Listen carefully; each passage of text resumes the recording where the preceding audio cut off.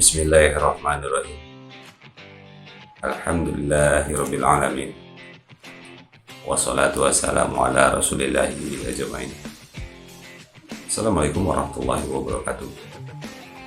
Perkenalkan, kami dari kelompok 4 yang terdiri dari saya sendiri, Indra Wardi, Petrisius Bolitobi, Zulhamsah Putra, Epi Wulandari, Basyarudin Idris, Cinta Pendidikansa, dan Adia Prama Ripaldi yang akan membahas case method atau penugasan yang telah diberikan oleh dosen mata kuliah Hukum Acara Pidana Bapak Irwandi SHMH yang mengangkat tentang penyelidikan dan penyidikan oleh Polri atau penyidik pegawai negeri sipil.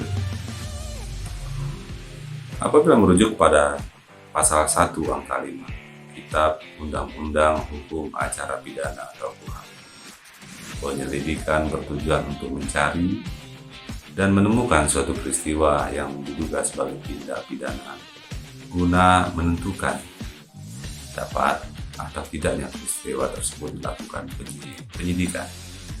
Sementara itu pada pasal 1 angka 2 KUHP tertulis bahwa penyidikan berguna untuk mencari dan mengumpulkan bukti guna membuat terang suatu peristiwa tentang tindak pidana yang terjadi dan guna menemukan tersangkanya. Sedangkan fungsi penyelidikan tindak pidana proses atau tahapan priorisasi, yakni sebagai proses pemeriksaan pendahuluan guna untuk persiapan penangkapan dan penuntutan dan pemeriksaan di sidang pengadilan. Penyelidikan dan penyidikan selalu dilakukan oleh aparat yang berwenang untuk mengungkap kasus-kasus. Asalnya, dua tindakan ini merupakan hal yang wajib diterapkan untuk mencari unsur pidana dari sebuah kasus atau untuk mengumpulkan barang-barang bukti. Namun dibalik itu, masih banyak masyarakat umumnya tidak paham tentang arti penyelidikan dan penyidikan. Bahkan banyak pula yang sampai menyamakan dua istilah tersebut. Padahal merupakan dua hal yang berbeda. Berikut penjelasannya yang dihimpun oleh rekan-rekan kelompok 4 dari penjelasan langsung penyidik Polri, yakni penyidik dari Polresta Tanjung Pinang beberapa waktu yang lalu.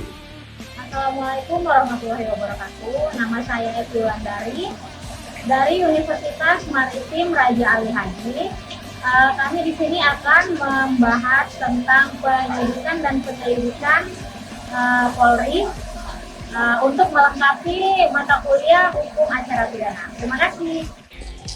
Assalamualaikum warahmatullahi wabarakatuh. Perkenalkan, nama saya Zulhamsah Putra dari Universitas Maritim Raja Ali Haji. Kami dari mata kuliah Hukum Acara Pidana akan ke penyidik Polresta Tanjung Pinang. Assalamualaikum warahmatullahi wabarakatuh. Selamat siang. Perkenalkan, nama saya Cinta Pendidikansa dari mahasiswa Universitas Maritim Raja Ali Haji, Prodi Ilmu Hukum. Baiklah, pada kesempatan kali ini kami sedang melaksanakan wawancara dan sharing di Polresta Tanjung Pinang. Sekian, terima kasih. Selamat siang, nama saya Petrisius Bolitobi, mahasiswa Ilmu Hukum Universitas Tanjung Pinang. Pada kesempatan kali ini, dalam kerangka monetisasi kali ini, kami berada di tempat ini di Resim Polresta Tanjung Pinang. Terima kasih. Assalamualaikum warahmatullahi wabarakatuh. Nama saya Adia Prama Ripaldi.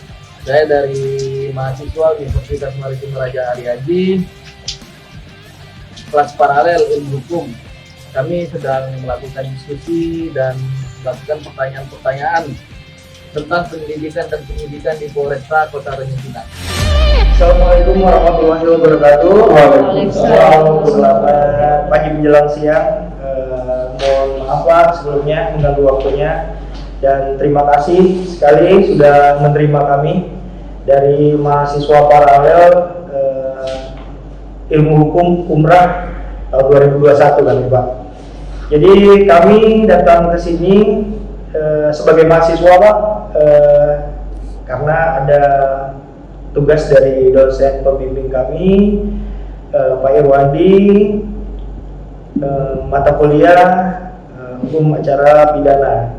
Jadi mungkin kami ingin berdiskusi, ingin mengetahui tentang penyelidikan dan penyidikan di kepolisian Pak.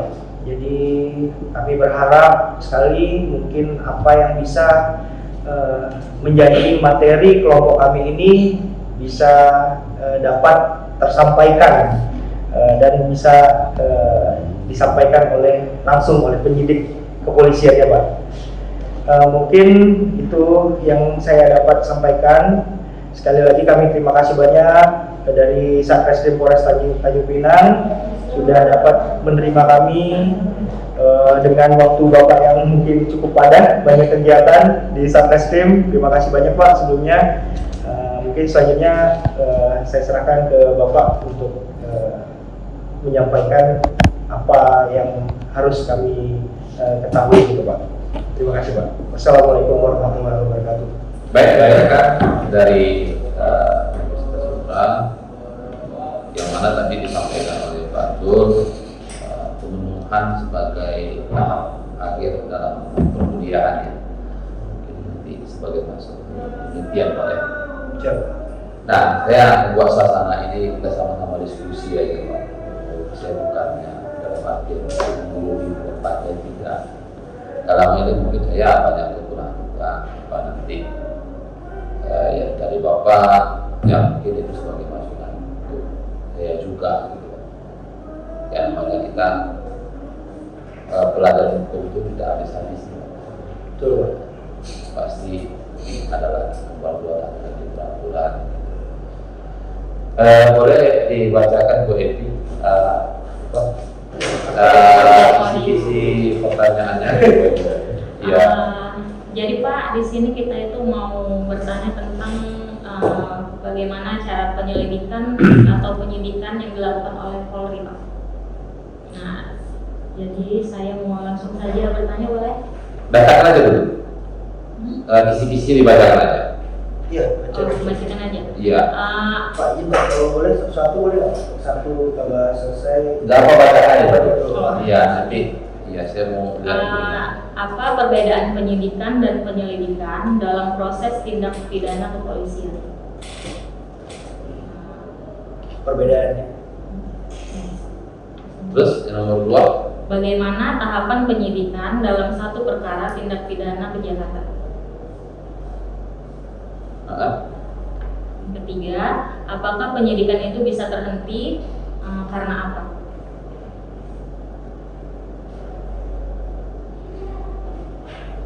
Oke. Yang keempat, apakah kendala yang sering dihadapi dalam penyidikan dan penyelidikan di kepolisian? Kendala.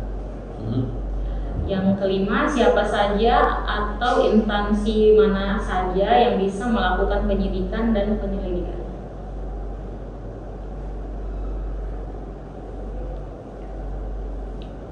Yang terakhir, jika masa penyidikan satu perkara telah berakhir, maka proses selanjutnya seperti apa? Dan jika penyidikan masanya habis, apakah masih bisa diperpanjang?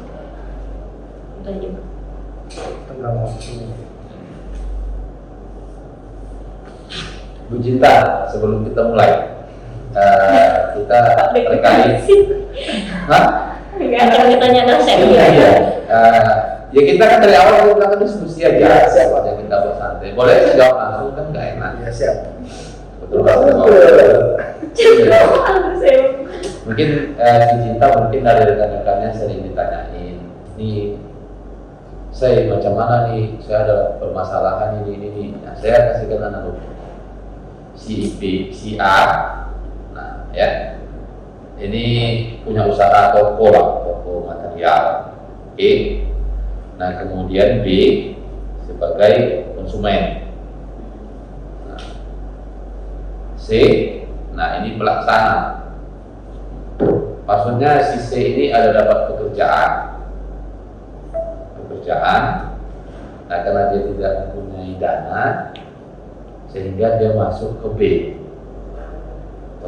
Tolong ke B lah.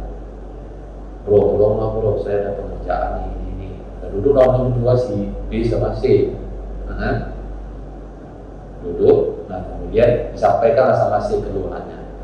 Karena tahu sama C ini B-nya dari rekaan, orang toko material yang untuk memenuhi pekerjaan, sehingga masuk si B ke A. Ini orang nih ya tema ceritanya. Oke. Saya nanti mau menjawab sini apa bedanya penyidikan sama penyidikan. Oke, sampai situ paham kan? Sehingga apa yang dulu lawan telekopian, sekarang meterannya dan bilang telekopian. Sampaikan bro, ini nanti adalah persenan, terserah dia lah. Yang penting keinginan dia untuk pekerjaan proyek ini bisa, sehingga dia datang si A, bro, ada pekerjaan rekan saya nih untuk berapa hal yang harus nanti kita ngobrol, kapan jangka waktunya 1 bulan akan dibayar.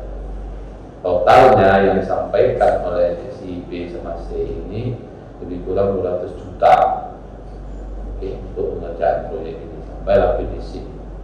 Inilah barang-barang sudah diambil, disampaikan oleh si B, sehingga karena saya nggak punya akses masuk ke A.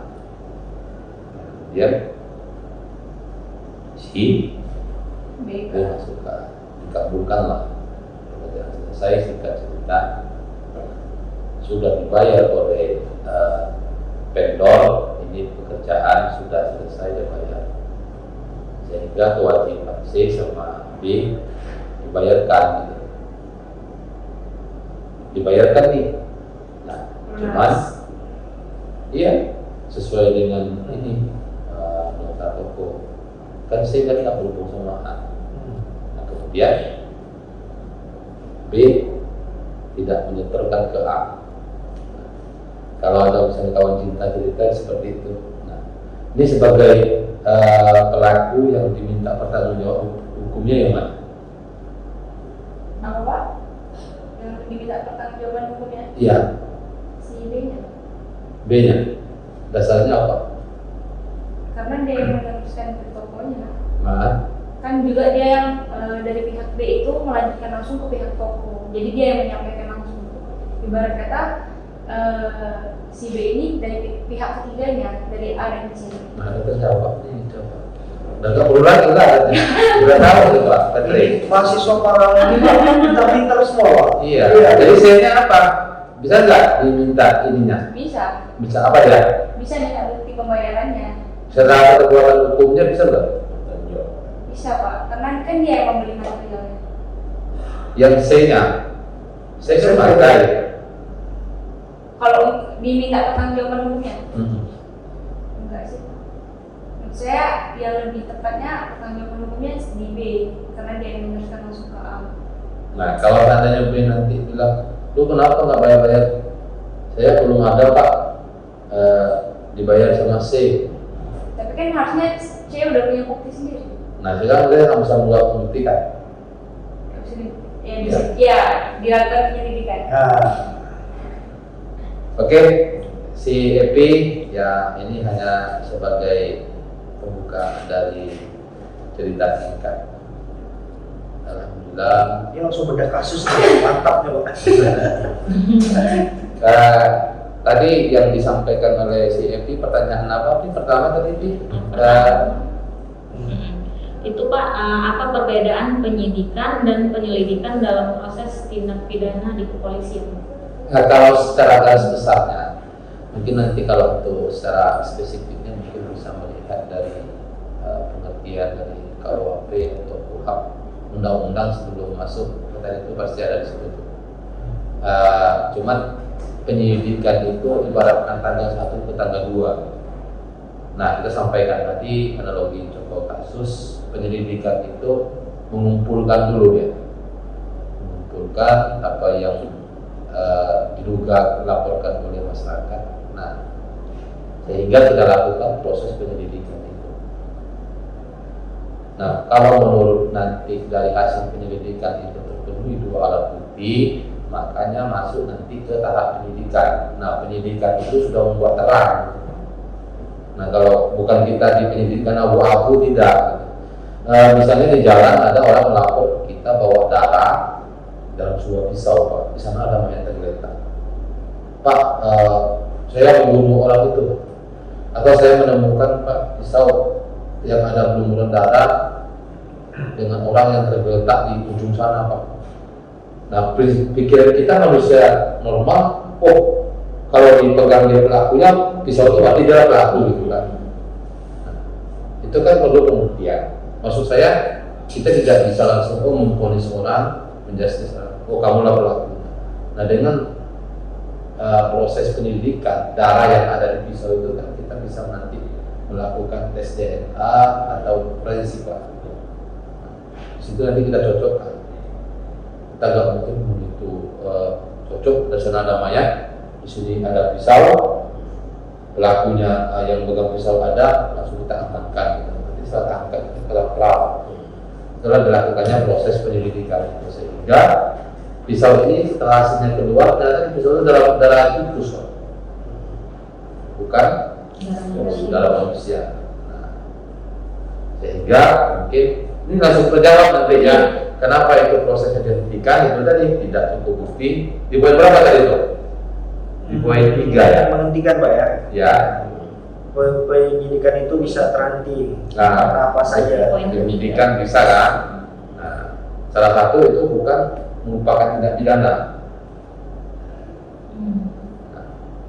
Nah, kemudian ada sekarang di SE surat edaran Kapolri di nomor 7 restoratif justice itu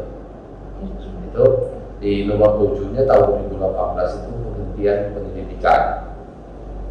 Nah, di situ terdapat nih bahwa laporan ini bisa dilanjutkan, bisa di tahap penyidikan, tapi dengan adanya pendekatan antara masing-masing pihak sehingga diselesaikan secara kekeluargaan.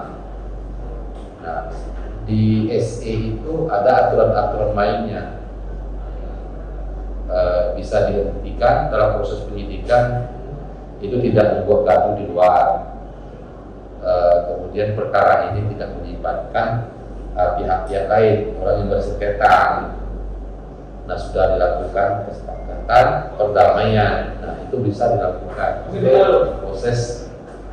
Jadi keinginan polisi tidak terhambat, karena nanti itu kalau polisi tidak menjalankan, Pak, permintaan dari masing-masing pihak bisa disalahkan juga kami, Pak, karena sudah ada aturannya. Nah, di SE nomor 7 2018 itu lengkap kapan bisa diselesaikan oleh penyidik penghentian proses penyelidikannya. Nanti formatnya bukan SP3 namanya, SP2 nih. Itu sudah ada yang menjalankan. Kenapa saya sampaikan itu, Pak? Ini dulu ada beberapa perkara sebelum beberapa tahun yang lalu, itu sudah dulu dewan juga kan, itu Pak sudah dengar juga kan, kampanye yang menyudutkan atau merugikan pihak lain, kan, sehingga dilaporkan ke pidana umum kemarin, Pak. Mungkin tahu cerita ya. Nah, itu perkara kami hentikan. Itu prosesnya penyidikan, Pak. Penyidikan, bukan penyelidikan. Masing-masing ini harus berpedoman dengan persyaratan material dan formilnya, Pak. Nah, kalau penyidikan ini penekanannya di SE nomor 8 2018 itu jangan residivis saja, Pak. Residivis tidak bisa. Kemudian SPDP sudah dikirimkan ke kejaksaan. Karena kita dapat SE juga, Pak, surat edaran Mahkamah Agung. Begitu dinyatakan laporan si Cinta misalnya terkait pemukulan, tanggal 1 Januari kita buatkan sidik. Ini 7 hari ke depan, Pak. SPDP harus kita kirimkan sudah ke kejaksaan dan JPU. Diwajib, Pak. Ini sudah masuk aplikasi DOS. Kalau nanti lewat 8 hari, 7 hari ini nggak bisa, Pak. Sehingga nanti mungkin laporan kita ya menjadi bulan-bulan nanti, Pak. kendalanya apa, hambatannya apa. Kita langsung jawab di poin 4 ya. Hambatannya. Nah, hambatan. Kenapa penyidik masih melakukan penyelidikan Pak di perkara yang dilakukan oleh masyarakat? Ya, kendalanya, hambatannya mungkin yang sulit kita lakukan itu Pak, tindak pidana 3C itu Pak, pencurian, dengan pemberatan, dengan kekerasan. Nah, karena itu pelakunya harus kita cari keluar. Hambatannya di situ Pak, bukan masalah kita hambatan nggak ada duit Pak dan apa. Nah, kita sudah dibiayai negara. Saya sering ingatkan sama adik-adik, begitu ada laporan masyarakat itu saya akan sama sampean, jangan potensi nanti lapor masyarakat itu dari itu rupiah uang. Karena nanti kalau kita mahasiswa itu dari kita, apa, tolonglah ini ada uang segini untuk memuluskan perkara saya. Nah, itu kami terima salah. Karena kegiatan yang kami lakukan mulai dari pemanggilan, pengiriman surat undangan, kami sudah dibiayai negara. Kita tinggal susun RAP-nya, per waktunya kita buatkan, kita ajukan nanti ke ini, ke pembagian pembiayaan proses pendidikan nanti kita ya terima. Nah, jadi makanya bilang kita sering tekankan sama adik-adik yang bergabung dengan Moyo. Moyo mencari rezeki dengan adanya laporan dari masyarakat. Karena nanti bakal ada kesulitan sendiri. Nah, terkait hambatan, ya itu poin 1 Pak. Nah, kemudian di poin 2-nya kita perlu untuk kita melakukan penahanan atau upaya paksa dengan seseorang pelaku pidana yang harus diminta pertanggungjawaban hukum itu Pak, yang sesuai dengan Prop 184 itu kita memang harus memenuhi 2 alat bukti yang cukup yang sah. Itu direkan-rekan di sini sudah belajar dengan karena itu sangat mutlak. Ada untuk surat, ada untuk petunjuk di situ. Nah, itu mungkin menggunakan waktu. Ya, pada intinya tidak ada hambatan dari proses pendidikan itu. Yang penting ada keinginan untuk melakukan proses pendidikan tadi. Tapi nggak bela juga Pak. Maksudnya apa ya? Dengan tenaga penyidik 1 orang itu Pak bisa memegang perkara itu sampai belasan Pak. Hari ini kita melapor, besok si Edi melapor. Perkara selesai. 2 hari kemudian datang Pak Cul. Belum selesai satu, Belum selesai lagi. Ya kenapa? Ya mungkin tingkat mayoritas masyarakat ini benar-benar sadar hukum. Beda dengan 10 tahun yang lalu ya Pak. Sadar hukum dan tahu dengan proses mencari keadilan, tidak mau hakim sendiri gitu ya. Ya kita terima kasih juga Pak dengan hal-hal seperti itu. Daripada nanti kita mentang-mentang pada hukum tapi menakut-nakuti orang. Tingkat kepercayaannya semakin tinggi ketika polisi itu bisa menuntaskan perkara-perkara yang ada di masyarakat. Kalau dulu kan mungkin bisa jadi masa apa polisi lah makin ribet, makin banyak kali nanti ditanya gula balik itu dulu. Kalau sekarang udah nggak lagi. Jadi yang sebetulnya Pak Kasat pasti betul. Jadi apa namanya, kepercayaan publik itu 10 tahun terakhir itu sangat meningkat. Nah, jadi segala sesuatu yang di luar itu orang lebih bagus udah ke kantor polisi aja penyelesaiannya daripada di luar nanti nggak selesai juga. Nah, terjadilah potensi konflik itu ketika masalah di luar tidak selesai. Ada yang bilang udah kita selesaikan berdua aja. Buat apa kesepakatan perjanjian di luar kesepakatan dari penegak hukum, akhirnya nggak beres, baru larinya tetap ke kita juga, gitu Pak. Nah, kita tekankan kembali mahasiswa. Disampaikan Pak Jul tadi itu dulu orang takut melapor. Ada istilah sampai sekarang itu belum belum bilang Pak, lapor kambing nanti hilangnya dari sapi. Masih Pak, istilah-istilahnya kita berusaha untuk bukan mencuci, tidak Pak, meyakinkan ke masyarakat. Karena sekarang masih ada juga, kenapa nggak produksi? Kalau dia produksi berduit, kita berusaha dengan masyarakat yang melapor ke kita, mana kita layani Pak, nawarin yang belum makan kita kasih makan gitu. Nah, malah itu kita pertanyakan, ya saya pribadi sendiri Pak ya, Bapak kasih duit, Bapak udah korban kok kasih duit, bukan Pak ini. Tapi kalau rezeki dia ngasih beda Pak ya. Iya, nggak bisa kita tolak. Pak saya ada rezeki Pak, memang saya sudah khususkan bantu Bapak, untuk anak Bapak mudah-mudahan. Itu kan rezeki namanya kan. Oke, kita lanjutkan tadi untuk tahapan dari proses penyidikan tadi ya. Iya. Nah, tahapan itu mungkin kita sampaikan tadi dengan adanya laporan dari si A ke B, merasa dirinya sudah ditipu gitu. Dalam hal ini nanti akan panjang ya. Si B mungkin nanti akan melaporkan C, karena perlu bayar gitu. Tapi kalau C tingkat lainnya, yang penyampaian 378 penipuan itu kan kayak orang mayu cewek Pak. Ya kan Pak? Kalau salah bunyi itu ada penggunanya, rangkaian ada bohongnya ada, keadaan palsunya ada. Nah itu penyidik itu Pak harus teliti Pak, mentelaah dengan laporan.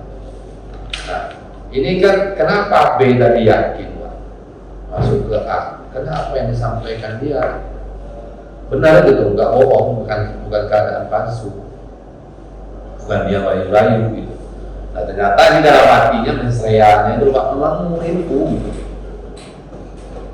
Pekerjaan ya mungkin B kurang teliti. Ini klien kita Pak ya, yang punya modal hanya percaya Bang saya ada pekerjaan Bang tengok ini dari jauh mobilnya, oh ya kamu mulai ini bawa SK dari dinas sudah keluar, itu kan bisa diambil Pak.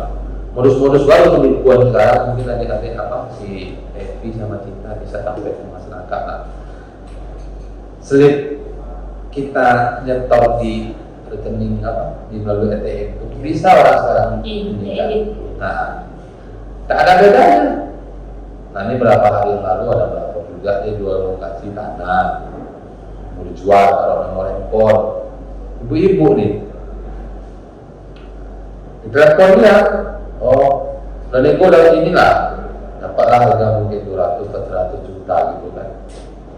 Berapa hari kemudian nanti saya masih di Lombok dari mana gitu kan, nanti untuk DP kami transfer dulu lah, transfer 30. Nah begitu masuk langsung di WA kartu ibu itu.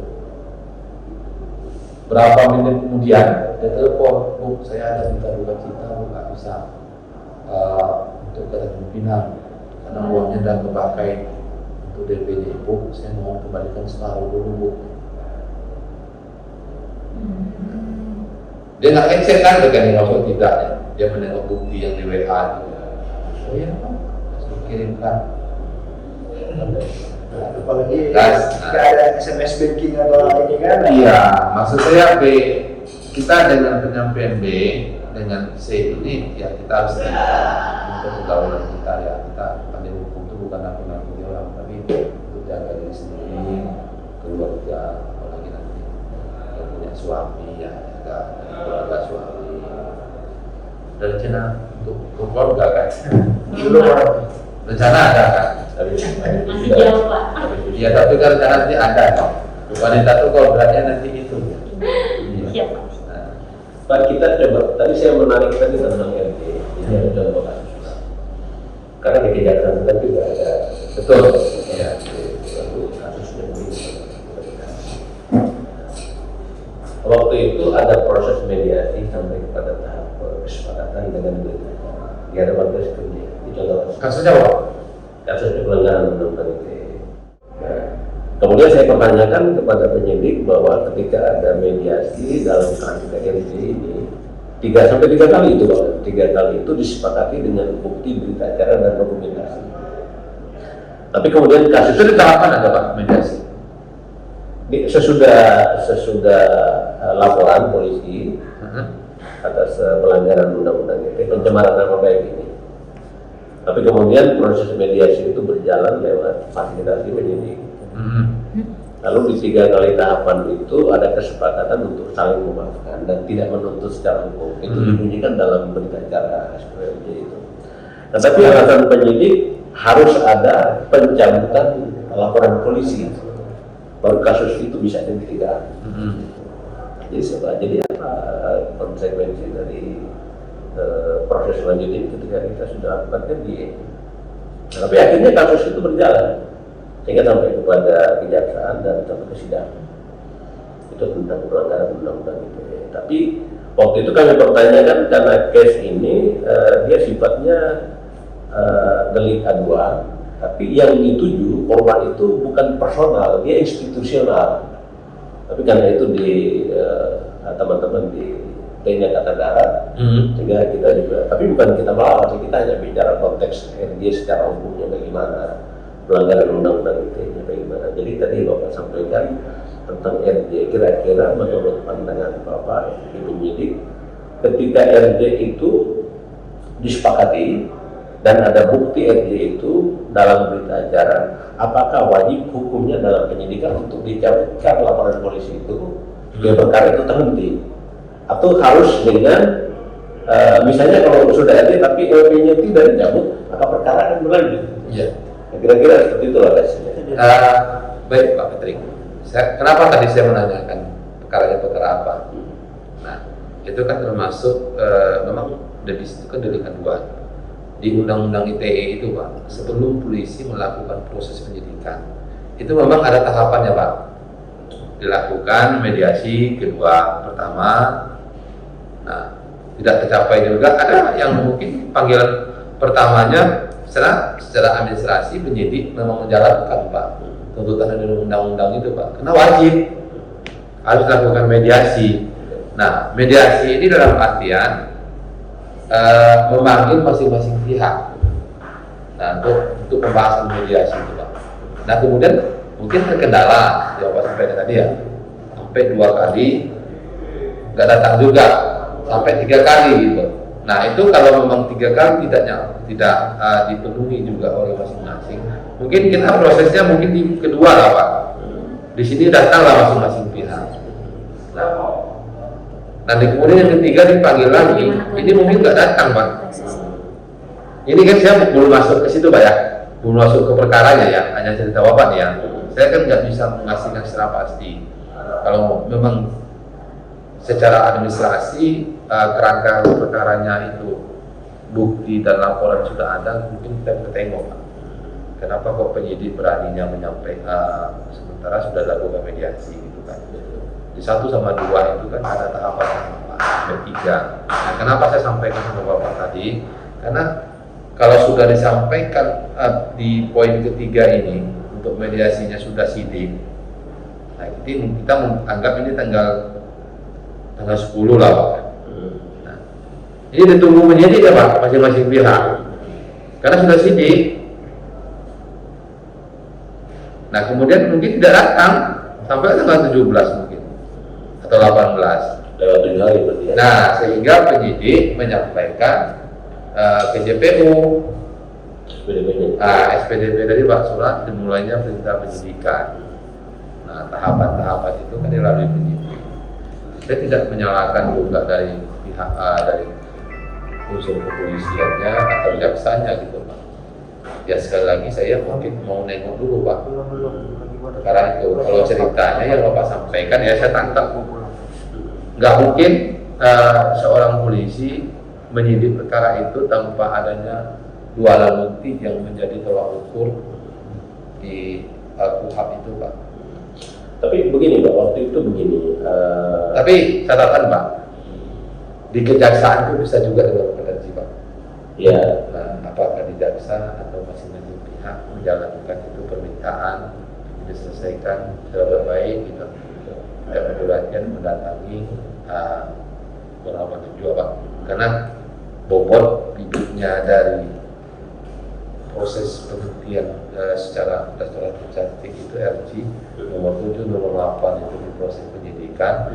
Jaksa pun punya juga Pak, sama. Yang menjadi catatan kami ketika itu para pihak sudah kesepakatan untuk berdamai dan itu ada berita acara dituangkan dan disaksikan oleh penyidik. Nah, tapi alasan satu-satunya penyidik bahwa belum dicabutnya laporan polisi oleh pelapor. Itu membuat kasus itu tidak bisa dihentikan. Kemungkinan waktu itu juga lewat 7 hari sudah bisa dikirim. Nah, tapi pertanyaannya apakah wajib hukumnya dalam standar operasional penyidikan itu? Ketika RJ itu disepakati harus disertai dengan pencabutan laporan polisi. Menyusul langsung Pak. Harusnya itu karena oleh pelapor ini tidak mencabut laporan polisi, tapi akhirnya ini kan kontra dengan apa yang disepakati dalam RJ. Ya. Karena penyidik agak sedikit gaman, harusnya kan dia sudah ikhlas memaafkan, dicabut karena ini tidak dicabut. Ya. Seharusnya kalau sudah mendasari dengan ada kesepakatan dua belah pihak, Pak, penyidik secara administrasinya berjalan, Pak. Ya. Tidak harus nunggu. Tadi ya kita tanda kutip lagi nih Pak. Kenapa nih? Karena berapa tahun yang lalu pernah viral perkara antara si A si B selesai sudah berdamai. Nah tapi polisinya bersalah. Kenapa? Ada tanda kutipnya Pak. Nah, itu sempat viral kemarin. Nah sehingga polisi diserang lagi. Ya mungkin dengan kepentingan masing-masing pihak, ya kita tidak menyalahkan juga Pak. Kalau memang proses administrasinya sudah dilakukan dan keinginan dari masing-masing pihak dan perkara itu bisa diselesaikan secara keluargaan bukan dari murni Pak ya. Ya menurut kita kan, saya ya pribadi di penyidik sudah membantu pekerjaan Pak. Betul. Ya udah jalankan administrasinya gitu. Betul. Nah, dan makanya sulit kita nanti kita salah tangkap yang orang sosok bersih dan pula Pak. Iya kan?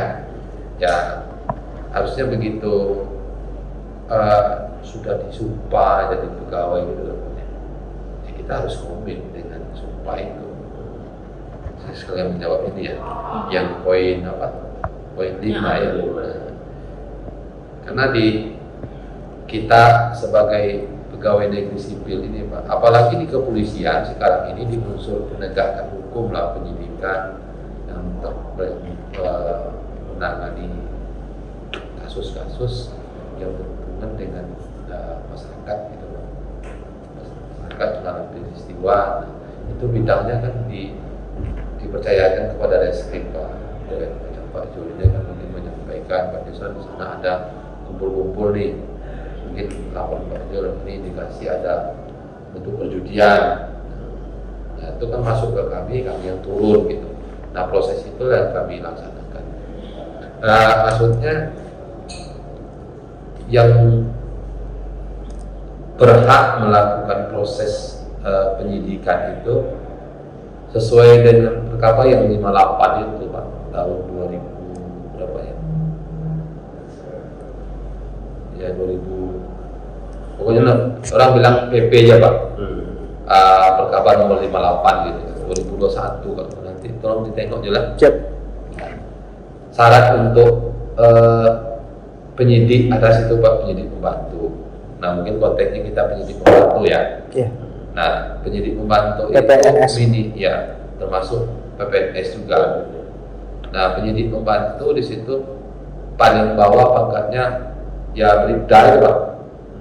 Nah Bribda sudah dinas di reskrim itu minimal 2 tahun. Nah kemudian yang bersangkutan sudah ada scan penyidiknya, sertifikasinya, ikut pelatihan, dasar reskrimnya gitu. Nah itu sudah memenuhi dari PP 58 peraturan pemerintah itu tentang proses penyidikan. Di perkara 58 itu sudah ada Pak. Nah kemudian ada sekarang lagi Pak untuk di perkara 58 itu untuk penyidiknya itu paling rendahnya itu Pak perwira Pak, nama sekarang Ibda. Tapi Tapi bisa dikatakan penyidik apalagi apabila dia punya gelar strata lah. Ya tidak harus secara hukum, yang penting serta satu lah. Mau IP kan dia sedangkan ilmu pemerintahan atau esos kah. Nah itu harus Pak. Nah kita balikkan lagi sama dengan persyaratannya minimalnya 2 tahun sudah direskrip. Nah sudah dijur di bank. Nah kalau seandainya yang bersangkutan namanya Edison tapi dia itu tidak pangkatnya belum sarjana dia SA atau SIP, ini belum bisa dikatakan penyidik Pak. Nggak bisa Pak. Penyidik beban juga. Enggak, kalau pangkat dia terpenuhi Pak. Nah, pangkat itu penyidik itu Pak, bukan penyidik mantu ya. Penyidik itu penembawaan tidak sampai ke jenderal. Ke jenderal bintang berapa lah. Nah, tapi syaratnya Harus sarjana. sarjana. Sarjana strata 1 ya. Nah, strata 1. Disiplin ilmu mana pun boleh. Iya. Strata penyesuaian lah Pak. Yang sederajat ini lah. Ya macam SMA mungkin SMK, STM itu kan satu ini sederajat kan. Nah sama dengan seperti dengan ini juga Pak. Nah terkendala nanti dari proses penyidikan karena masyarakat sudah paham Pak. Nah kalau seperti ini tidak bisa melakukan upaya paksa. Nah karena di aturan itu sudah ada Pak. Bisa nanti saja penyidikan kita. Kalau untuk PNS-nya syaratnya ya harus dia ini ikut pelatihan di pegawai penuh itu Pak, PNS. Kalau nggak salah persyaratannya itu saya pernah ngisi kemarin di Korwas di Menko Jadi PNS. iya. Ada sertifikasi. Karena kita nggak masuk ke ranah itu Pak, jadi kadang-kadang lupa Pak, saya buka sebentar.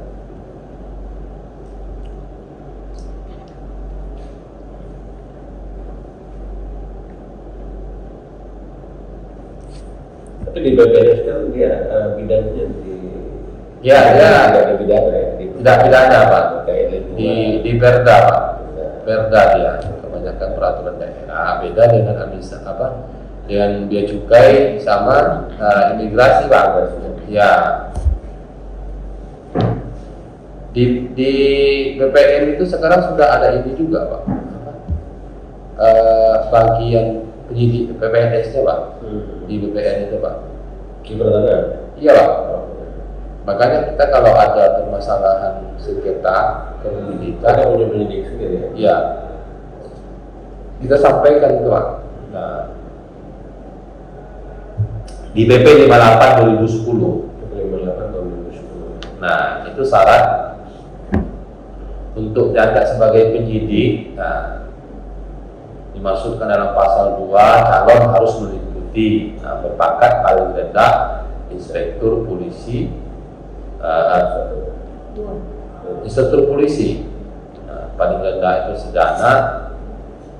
Berarti kan itu yang perwira ya Pak, yang saya sampaikan tadi.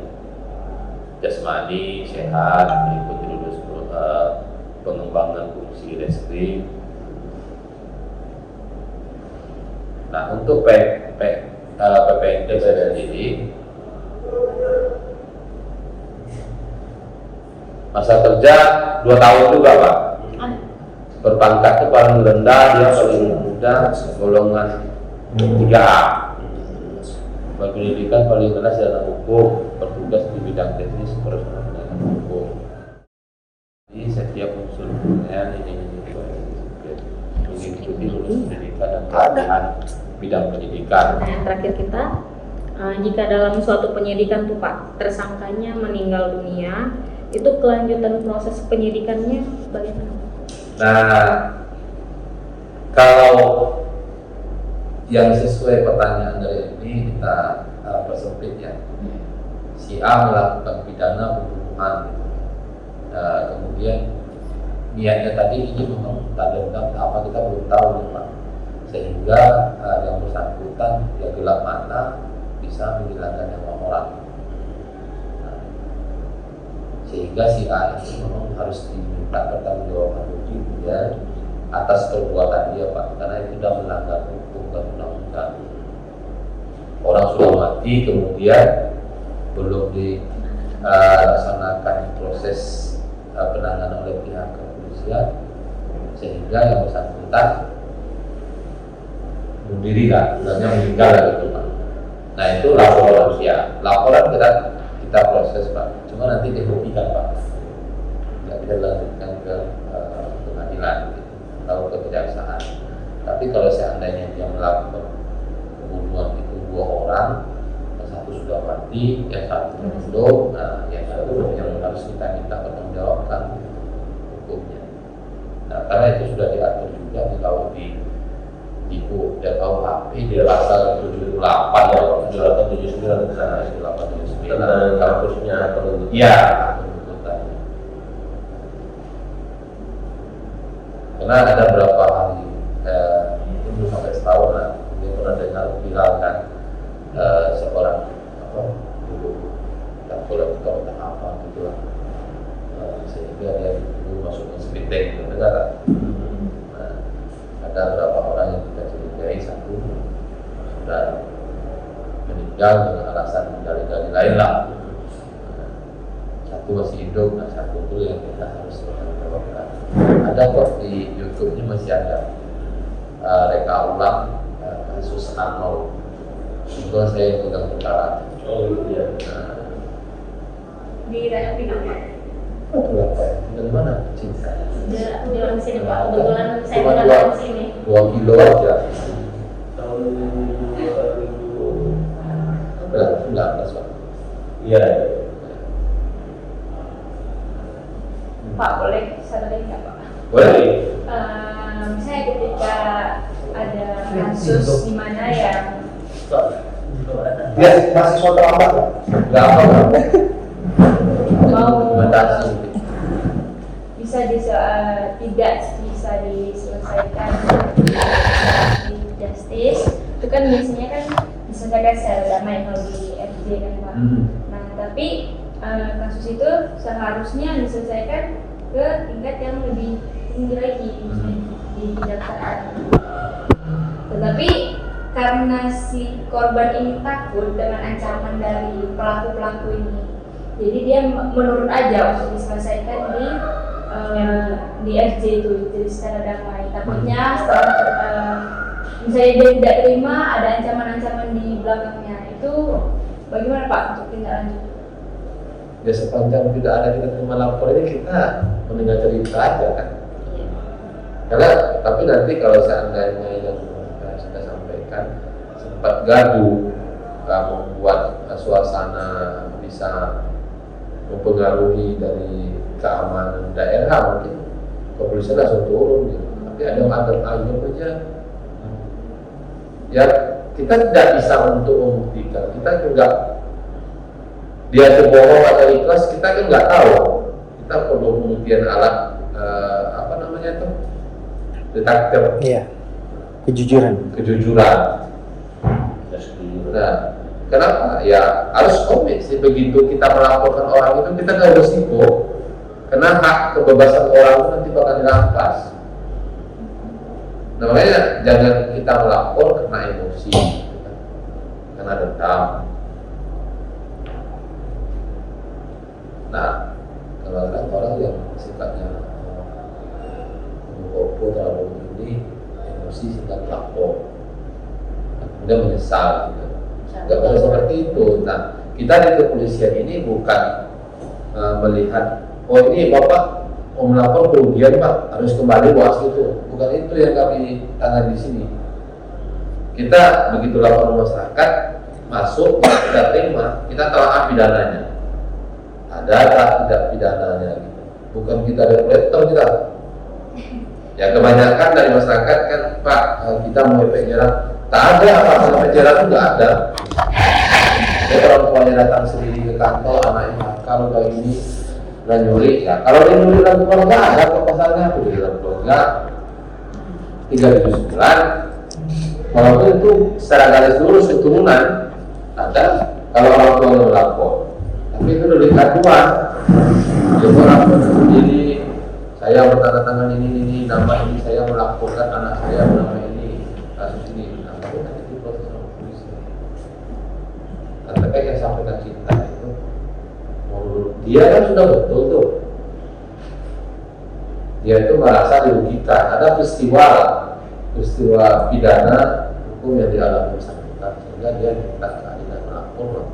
Nah, sehingga lapornya kan ada rantai di kepolisian kan, menurut polisi semua ada lengkap, ada yang serahkan ketika polisi proses penyidikan sesuai dengan SOP penyidikan, kemudian perkara dikirimkan ke kejaksaan. Itu namanya tahap 1. Tahap 1 itu menurut penyidik sudah selesai, tidak ada lagi. Nanti biar diteliti jaksa, waktu sudah ada 14 hari diatur. Kemudian nanti jaksa membalas, oh Pak Edison perkara kemarin sudah lengkap. Nah, itu pasal 110, 11 itulah. Jadi punya kewajiban segera melimpahkan tersangka dan barang bukti. Nah ini kan ceritanya si Cinta setelah sampai di kejaksaan ya. Berarti kan tugas polisi kan sudah selesai, sudah terima tersangka, barang bukti sama jaksa, dan kemudian kan kewenangan jaksa lagi. Mungkin menurut jaksa ini harus ditahan nih, sama kewenangannya diberikan juga 20 hari, 40 hari. Mungkin pertama 20 hari dulu, jaksa mungkin menanti buat reaksinya agak panjang nih kan. Nah, tambah lagi yang langsung 40 hari bisa juga. Nah, bisa penyidik dari kepolisian, dari kejaksaan bisa minta perpanjangan pengadilan. Itu diatur undang-undang, ancamannya di atas 9 tahun. Di bawah 9 tahun nggak bisa. Mungkin tadi maksudnya ini Pak, jadi kan belum sampai nih Pak, belum sampai, karena belum masuk pengancaman kan. Nah, tentu menurut jaksa sudah oke, polisi sudah oke, terima tinggalin lah. Nah, sehingga nanti perkara yang kita masukkan ini sedang di kejaksaannya. Kemudian yang bersangkutan tidak meneruskan karena ancaman itu. Nah itu ya lebih kepada situ. Jadi maksudnya gini, ada kewenangan restoratif jatim di kepolisian dan kejaksaan. Apakah dalam tahap itu RJ bisa dilakukan oleh kejaksaan? Nah, tadi saya sampaikan Pak, RJ itu sudah dikasih kewenangan sama Pak, kepolisian sama. Itu untuk apa ya itu Pak? Aparat penegak. Jadi dari jaksa dikasihkan juga oleh Mahkamah Agung mungkin awalnya. Kalau dari kepolisian kan dari Kapolri langsung Pak. Nah ini kan sudah dikaji Pak sama bapak-bapak yang besar-besar sana. Gak mungkin itu lebih ke bawah langsung begitu dikasih aja Pak, digondolin ya pasti sudah ada. Tapi pikiran di sana itu sudah dikaji. Efek nanti apa kalau dibuatkan apa ya. Ini kalau nggak salah dulu ini prosesnya hampir bersamaan dengan ibu yang ditahan masalah apa? Kayu apa dulu? Enggak tahu ya. Nah, yang hanya berapa batang itu? Kayu. Nah, sehingga dari pihak kepolisian dan jaksa sepakat mengeluarkan SE. Kerugian di bawah 200 juta 500. Nah, itu jatuh ke piring dia. Sebenarnya kalau udah ada pengancaman buat laporan tambahan biar tapi bagi takut sebenarnya kayak gitu. Dan jangan lupa negara kita ada lembaga yang bisa melindungi korban dan saksi. Nah, jangan lupa itu. Jadi ketika dia sudah tahap ke kejaksaan, tidak perlu lagi sebenarnya untuk mempertanyakan kepolisian, karena itu kalau sudah P21 polisi tidak berhak lagi untuk mengintervensi. Jadi semua sudah di-include di kejaksaan, mau RJK, mau prosesnya sampai putusan hakim, itu udah di kejaksaan semuanya. Tapi kalau ketika memang sudah ada pengancaman, dia dengan pasal yang berbeda, dia bisa lagi lanjut prosesnya gitu ya Pak ya? Ya. Bisa Pak ya? Jadi itu apa lagi?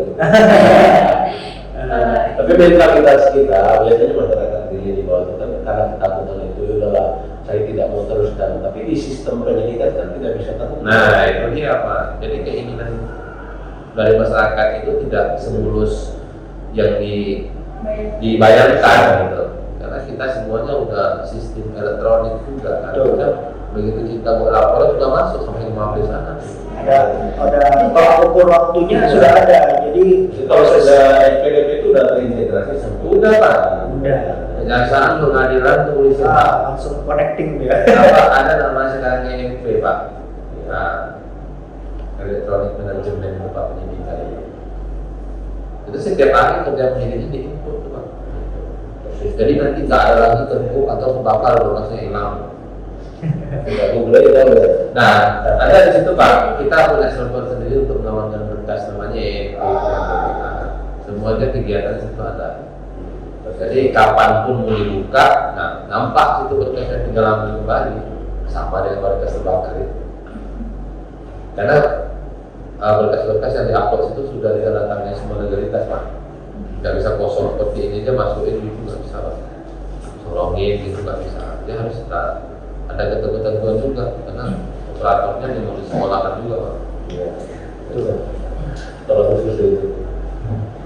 Jadi kita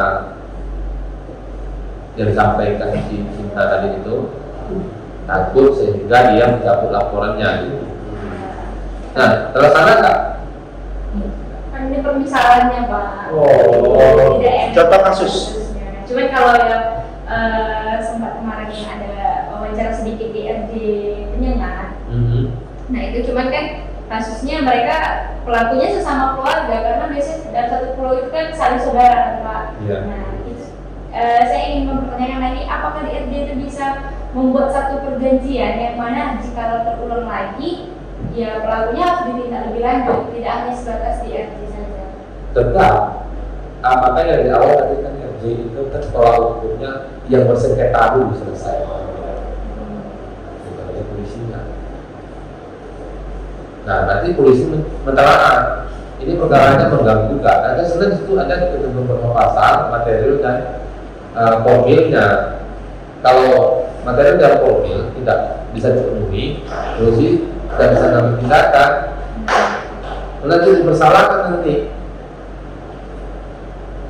Nanti tadi saya sampaikan itu perkaranya untuk buat usul lah, buat keadilan, baik sosial, agama, maupun lingkungan. Gitu. Paling contohnya yang ada pencabulan di 34. Nah itu kan intinya damai. Maksudnya dia minta tantangan keluarga, maksudnya langsung kesalahan lah, bertanggung jawab gitu kan. Nah sebagai masing pihak kan kita kan bisa melihat situasi nanti di lapangan. Ini perkara campur loh, anak loh. Nah begitu udah masuk ke polisi habis itu dikeluarin gitu. Karena keinginan dari yang melapor sudah berdamai. Itu salah satu yang menjadi acuan kita tidak bisa mengabulkan permintaan seperti diselesaikan. Nah itu contohnya. Oke. Mungkin mengingat waktu hari ini hari Jumat, mohon izin Pak, kami berterima kasih sekali Pak atas waktunya Pak, lebih kurang 1 jam. Sudah banyak yang Bapak sampaikan ke kita Pak terkait tentang penyelidikan dan penyidikan di kepolisian, namanya di Polresta Tanjung Pinang, Satreskrim Polresta Tanjung Pinang. Jadi sekali lagi kami mohon maaf Pak jika mungkin ada penyampaian kami yang kurang berkenan atau yang salah, karena kami masih tahap proses belajar sebagai mahasiswa dan mahasiswi Unrawat. Sekali lagi kami mohon maaf dan terima kasih banyak. Salam hormat untuk pimpinan Satreskrim Polresta Tanjung Pinang. Mungkin saya tutup atau ada yang mau disampaikan kembali Pak? Ini bos kita ada sih. Yang pada intinya kami di sini terima kasih mempercayakan ini pekerjaan guru melaksanakan yang sedang mulia, cita-cita yang sedang dilaksanakan. Kami sebagai itu sendiri sebagai syarat untuk memberikan strategi nanti dalam hal kami menyampaikan materi ini dan tentang yang manusia memaafkan. Tentu ini adalah nilai dari calon yang memahami aspirasi kita kan. Sekali lagi kami mohon maaf ya, apa yang telah kami sampaikan ini kalau ada kekurangan ya mungkin kesalahan yang kami sini mewakili tak SD di sini karena nanti keluar itu nanti menjadi sorban. Kami mendoakan yang terbaik. Hati-hati pulang hujan. Sampai hujan Pak, cuma bertahan Pak. Oke. Assalamualaikum warahmatullahi wabarakatuh. Salam.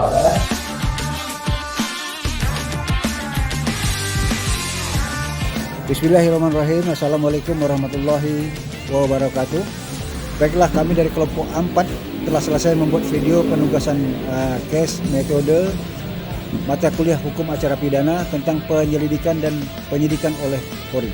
Sebelum menutup video ini, kami mengucapkan terima kasih banyak kepada dosen pengampu kami Bapak Irwandi dan seluruh kawan-kawan mahasiswa Prodi Ilmu Hukum Fakultas Ilmu Sosial dan Ilmu Politik Universitas Maritim Raja Ali Haji Tanjung Pinang. Wabillahi taufiq walhidayah. Wassalamualaikum warahmatullahi wabarakatuh.